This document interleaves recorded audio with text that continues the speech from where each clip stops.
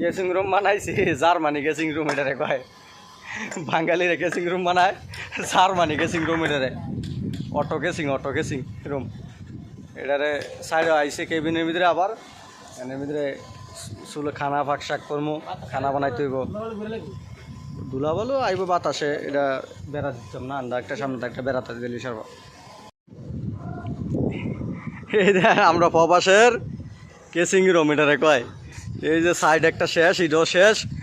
এনো দুই সাইড চলতেছে এই যে এটা বিল্ডিং এর কাম এর মধ্যে কেসিং রুম বানাইতেছে ওই জায়গায় আরেকটা বানাইছে আমাদের বাঙালি হয় এই যে দেখেন অটোমেটিক কেসিং এটারে বলে এই জায়গায় আবার আমরা একটা বানাইছি